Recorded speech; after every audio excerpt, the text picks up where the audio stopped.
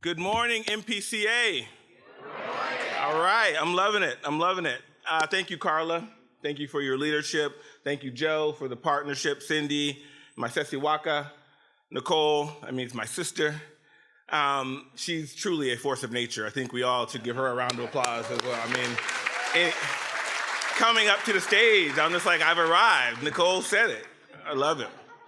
So this is a surreal moment for me to some extent because so many people who have made my life what it is are in this room today or yesterday, people who poured into me so that I could pour into others, Kate Raftery, Jody Olson, so many other leaders at Peace Corps who were there with me from day one during my service and then life after service. I'm looking at them, seeing some more names and some more people, so this is really, really, really a surreal moment.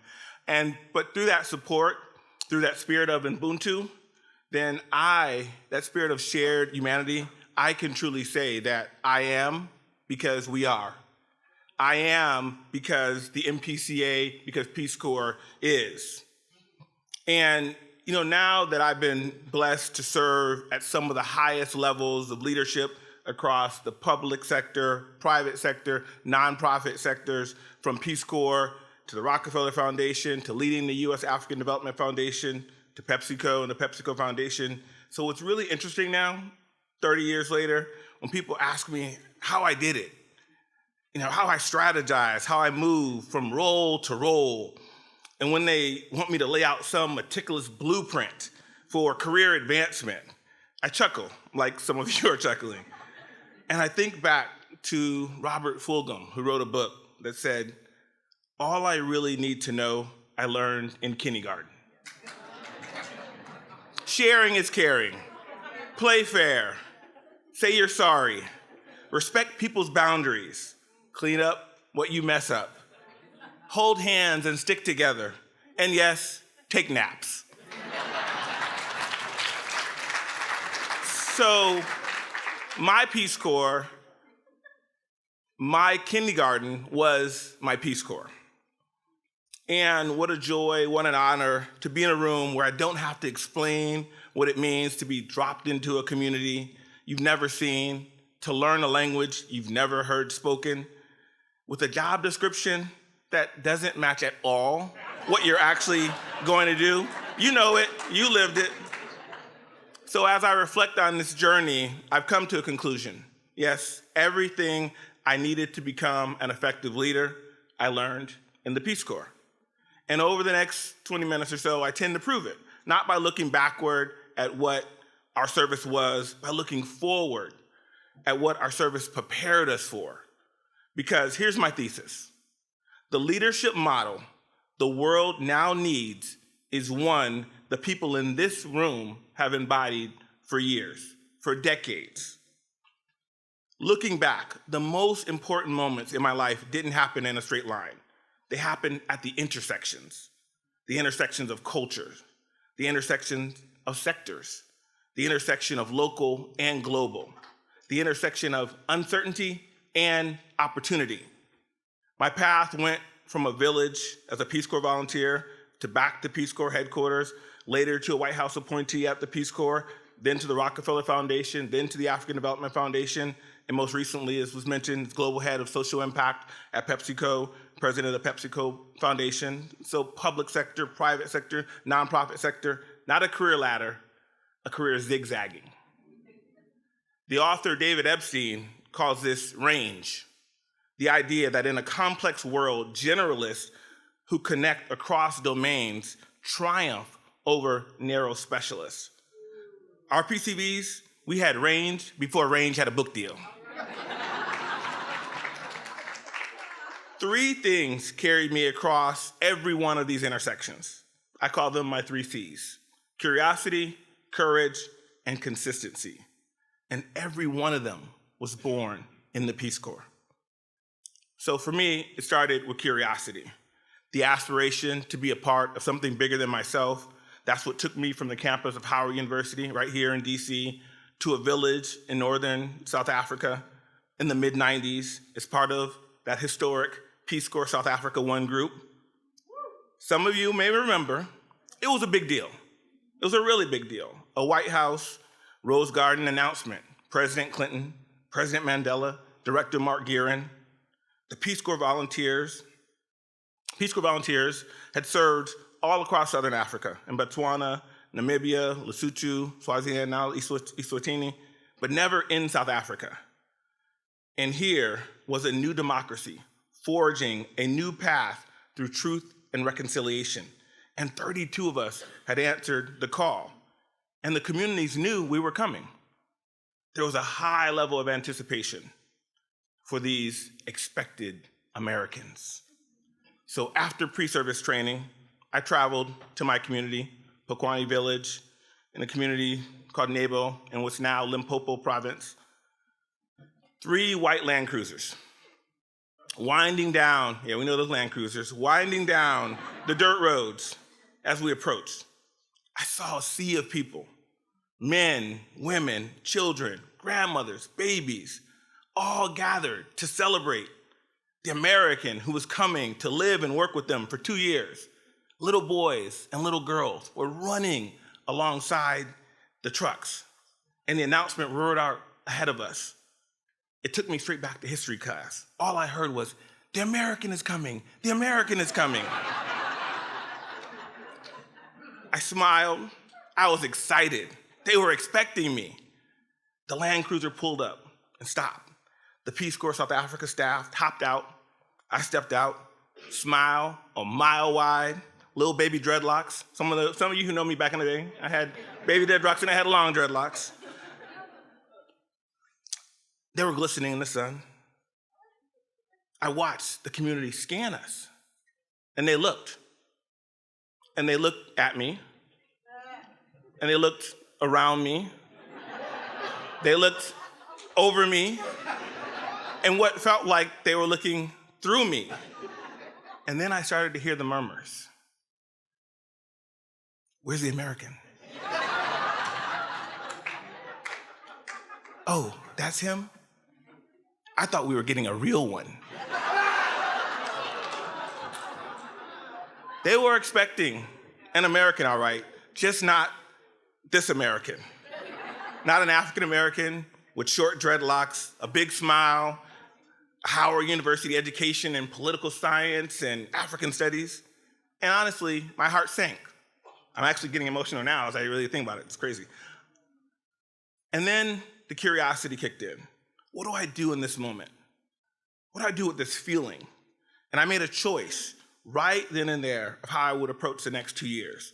I decided that I was going to learn everything about the community. I was going to immerse myself in the community, but I also was going to share everything that I had, everything that I was, so that that community, when I left, would never think about America as they had when I arrived, as a homogeneous nation.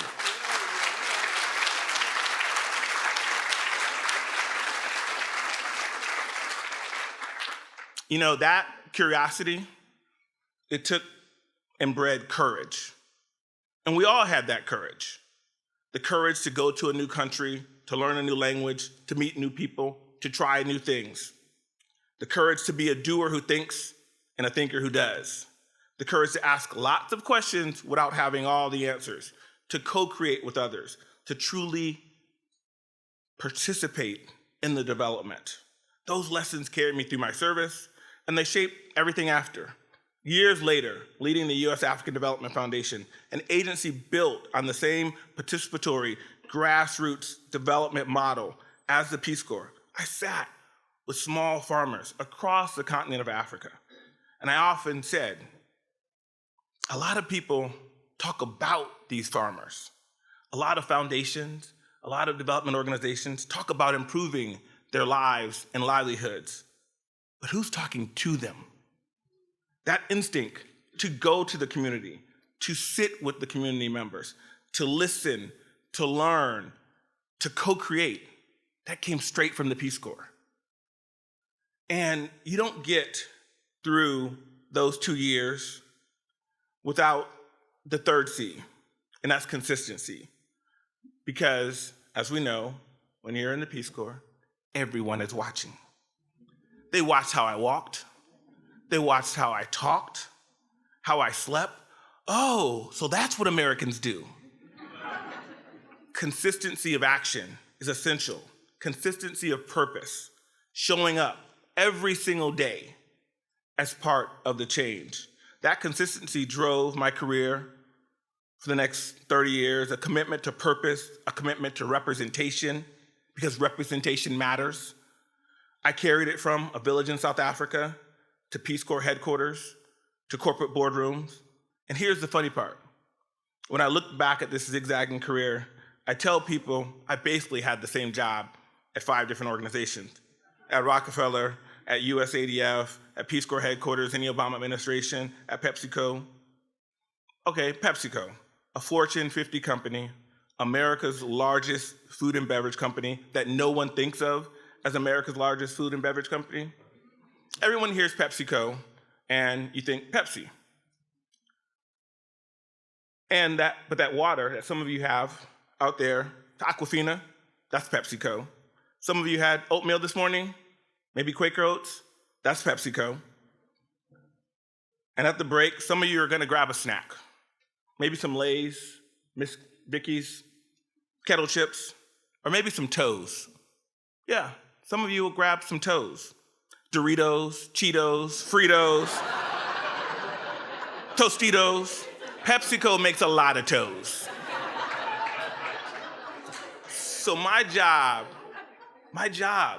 was to take that food and beverage juggernaut and focus it on food insecurity and safe water access to ensure that the people in communities growing the potatoes for Lay's potato chips, growing the corn for Doritos, providing the water for Gatorade, that those same communities had food on their own tables, water in their own homes, and the real opportunity to socially and economically advance.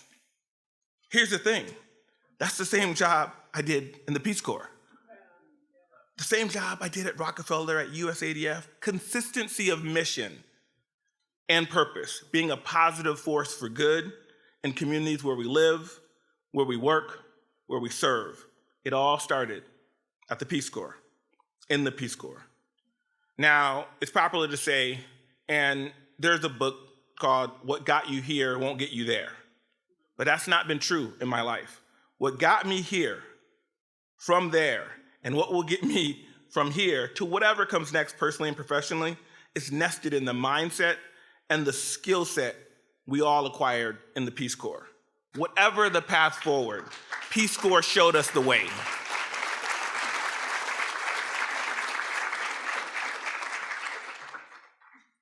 It's Sunday morning, so I gotta keep it real. Let's be honest, we're in a moment. We're indeed in a moment. And I know it feels different. It feels like everything, everywhere, all at once. AI disruption, geopolitical fragmentation, civic polarization, and every conversation about, especially for this group, with the jockey underwear labels, everything feels like careers of the future. The very theme of this pathway is tracked. Now it begins with an anxious question. What will be left in the future for humans to do? Bill Gates has warned that AI could make routine expertise essentially free and widespread, reshaping the workforce and displacing people in administrative work, customer service, translation, and beyond. Think about that.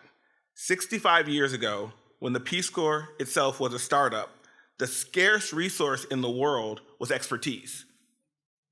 Today, expertise is becoming abundant. So what becomes scarce? Look at what the experts say will endure. Listen to this. Original thinking, adaptability, judgment, creativity, emotional intelligence, ethical decision-making, personal connection. Do you notice a pattern? Some of you recognize what you bring to this moment? Everything on the endangered list is routine. Everything on the enduring list is human. Recently, I was reading a major leadership study of chief executives. It asked, what capabilities leaders need most in today's world? Any thoughts? The number one answer, named by more than half of the CEOs, was strategic thinking. Right behind it, leading through uncertainty, building trust, empowering others, adapting quickly, creating order out of chaos. And I found myself sitting there, reading this study, thinking one thing: we already know this. We learned it years ago as Peace Corps volunteers. The Peace Corps didn't prepare us for certainty. It trained us to lead when nothing is clear, when resources are scarce, and when trust is everything.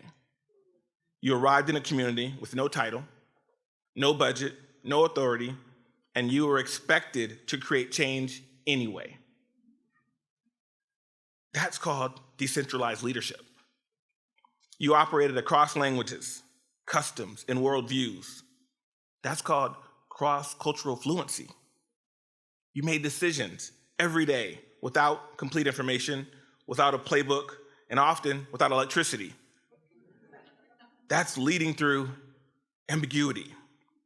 So let me be clear about what this morning is and what it's not. It's not a lecture about skills you need to acquire. This is recognition of the skills you already possess. What corporations are now studying in boardrooms, you lived in communities years ago. Today, corporations are paying consultants millions of dollars to teach leaders what Peace Corps volunteers learned for free. The leadership model of the future, it isn't new. It's been hidden in plain sight. It's the Peace Corps model of leadership. And your experience is not nostalgic. It's ahead of the curve. Suzanne Eller said it yesterday. We are what we've been waiting for. So how do we future-proof our careers? How do we answer AI disruption? Everyone in this room knows the answer from lived experience. By being more of who we are. By keeping humans in the loop. By being more human. By acting, not just reacting. By service beyond self. Having self-interest, yes, without being selfish. Judgment, strategic thinking, emotional intelligence, human connection. These are future-proof skills. Whatever the path, the Peace Corps has taught us the way. Because the leadership pathway of the future is not a physical path. It's a mindset and a skill set. Whatever path you choose, public, private, nonprofit, the magic happens at the intersections of those sectors. And the Peace Corps prepared us to stand confidently exactly where they meet. Now, recognition of this without action is just applause. So let me leave you with 3 charges, sort of a call to action. First, lead locally in uncertainty. Our own country needs what we learned abroad. School boards, nonprofits, local government. Civic polarization is, at its core, a trust deficit. And you are trust-building professionals. Domestic impact is not the consolation prize of service. It's the third goal, alive and urgent. Secondly, build leadership ecosystems, not just careers. Don't just climb, connect. We heard this. Mentor the volunteer who came home last month and doesn't yet know that managed ambiguity in a resource-constrained environment is the most in-demand line a resume can carry. Sponsor, network, open doors. This is the help others lead piece. It's applied in our own community. It's precisely what MPCA exists to do, to be the ecosystem. And thirdly, stay globally engaged. The world is volatile, and volatility breeds misunderstanding. You are amongst the very few Americans who can interpret global shifts, for companies, for classrooms, and in communities. Because you haven't just read about the world. You've lived in it. You've eaten in it. You've tasted it, argued in it, and been welcomed by it. Do not let that fluency. You'll need to be online. Oh, sorry. To do that, I need to be online. Don't. That's crazy. Exactly. Exactly. So, no, that was wild. But you lived it in real life, not online. So don't let that fluency go quiet. This moment demands translators, not of language, but of humanity. That's what we are, that human connection. So let me close where I began, with the future. We heard Jason Carter yesterday, and it was amazing. But President Carter, quoting his high school teacher, Miss Julia Coleman, he reminded us, we must adjust to changing times and still hold to unchanging principles. I think of ours as Peace Corps principles, like the lessons of kindergarten. The lessons of the Peace Corps are all we truly need in life. We know it won't be easy, but it never was. So we have to choose our hard, and we choose how we approach our hard. But here's the advantage. We're ready. We stayed ready so we don't have to get ready. We showed up and we showed out. In our 20s and 30s, in our 50s and 60s, for 27 months, or a shorter Peace Corps response assignment. Not just talking about it, but being about it. So I have to ask, who is better prepared than us? We are a community of care. We are the people who truly believe that kindness is cool. The question before us is not whether the world is becoming more uncertain. It is. The question is whether leaders like us will step into that uncertainty. There's a saying I love. Never let the things you want make you forget the things you have. And look at what we have. So I'm here this morning to tell you, to remind you, to maybe challenge you. AI disruption, geopolitical fragmentation, civic polarization. You got this. We've got this. We were trained for this. Because if there was ever a moment that called for Peace Corps leadership that's curious, that's courageous, and consistent, it's this one. And if there were ever a group of people gathered to meet this moment, it's those of you sitting in this room today. In PCA, we have the mindset and the skill set to meet this moment and to create the movement for the path forward, to serve and to lead. So thank you. And always, yes, the toughest job you'll ever love is the one that never really ends. Thank you.